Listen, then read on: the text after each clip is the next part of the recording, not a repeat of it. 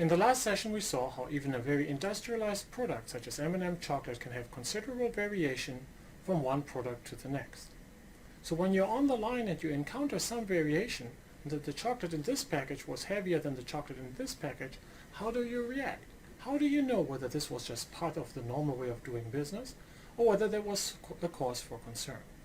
In this session we'll introduce the concept of control charts. Control charts will help us to distinguish between what we will call as normal and abnormal variation. Control charts are part of a broader toolbox known as statistical process control.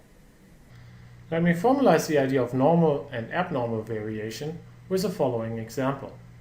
Now, I know that over the last 5 to 6 weeks you have had to suffer through my crappy handwriting, and so that example will resonate with you. On this page here, I've written 3 rows of the letter R. For the first row, I used my better hand, if there is such a thing in my handwriting such as a better hand. I've used my right hand to write 8 times the letter R. Now you notice not every R is identical.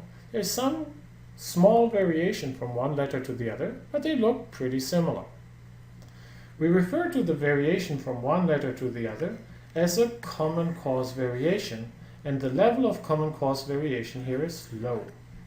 Now look at the second row. This row was written with my left hand, and I really can't write with my left hand. Now you notice that the variation from one letter to the other is bigger as you go from, say, the 7th to the 8th letter. There's a high level of variation, but it is still a common cause variation. They all kind of look similar in pattern. Now look at the last row. In the last row, you notice a big jump in the types of letters as you go from the 4th letter to the 5th letter. The reason for that? I wrote the first letters with my right hand, and I then switched hand to write the last 4 set of letters. This is called an assignable cause. There's something in the underlying process generating the letters that changed. Our role in statistical process control is to measure the amount of common cause variation, exactly using the tools that we saw in the last session talking about Six Sigma, but then also being aware and recognizing if an assignable cause variation happens. So how can I distinguish between an assignable cause variation and a common cause variation in my process? Let's revisit our example of the M&M bags. Imagine I would go to the grocery store every day and take a sample of 5 bags of M&Ms. I would then take the average of these bags and I would plot them on a chart that roughly looks like this. Now I know that the bag's weight will follow some underlying distribution. If I have a weight that is equals to 50 or close to 50, I know that this behaved according to our sample mean that we had computed before. However, if I find a bag that is particularly heavy or particularly light, I should be concerned and there might be some assignable cause going on. Now, in our calculations, we're going to set the control limit as 3 standard deviations above the mean. And we're going to set the lower control limit as 3 standard deviations below the mean. I can then ask myself, well, with what probability will a sample average of 5 bags fall within this range and outside of this range? Now, statistics tells us that this band, 6 standard deviation wide, explains for 99.7% of the observed cases. Put differently, if I observe an average of a sample of 5 that is outside this band, I can say with a 0.3% confidence that some assignable cause just happened in the system. So let's revisit our M&M data. Suppose that the sample that we discussed in the last session was obtained as follows. I went to the store on 10 subsequent days, and every day I got 5 bags. Now let's do some calculations. First of all, we can compute the averages of the weight that I obtained on any given day. Now, how do I interpret that number? This is an average over 5 numbers. I know that by the laws of statistics that the standard deviation of the sample of 5 will have a standard deviation of the standard deviation of the overall population divided by the square root of 5.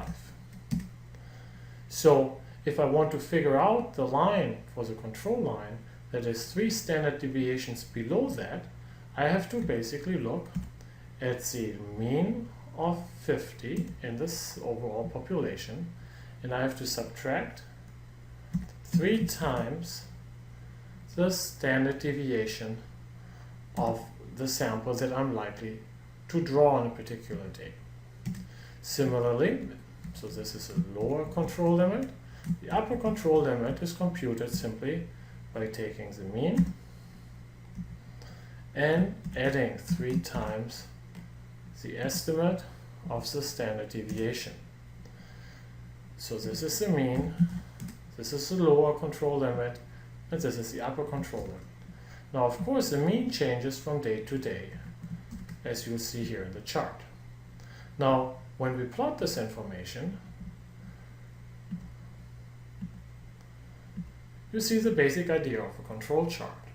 You see how the sample mean is changing from day to day, and how all of these changes are inside the control limits. Now, please separate in your mind the idea of the specification limits that we talked about earlier on and the control limits. The control limits only tell us to what extent the process is behaving according to its normal variation. It doesn't say us anything whether the parts produced are defective or not. It's just looking for an assignable cost variation. If I now go to the store on an 11th day, and I'm going to draw a sample with an average that is either above the green line or below the red line, I know there was an assignable cost that occurred. Based on our discussion of Six Sigma in the previous session, and the current session's discussion of control charts, we can summarize the idea of statistical process control. Statistical process control is basically a never-ending circle. You start by collecting data about your process and measuring the current capability. You then use control charts to see if the current process performance is in line with the empirical regularities that you've seen in the process. You're looking for assignable cause variation. When this assignable cause variation pops up, you try to figure out why it happened. The control charts give you the trigger event. They tell you that something has happened. You then have to identify the root cause. We'll talk about root cause problem solving in one of the coming sessions. Once you've identified the root cause, be it a machine or an operator, you try to eliminate the assignable cost variation. That gets you back to the starting point. As you're doing this, hopefully you're able to reduce the variation in the process and also increase the capability score of your operation. In this session, we saw how we can use the laws of statistics to permanently and continuously test the hypothesis that a variation that we saw in the process was an abnormal variation due to some assignable cause, or whether that was just the normal way of doing business. Control charts are a very powerful tool of keeping on top of your process. Between you and me, let me confess that I'm even using a control chart to map out my weight on every morning in the week. Now, one nice side benefit of the control charts is just tracking the data in it by itself, even if you don't use the control limits, but just plotting the mean over time can be very motivational and very visual.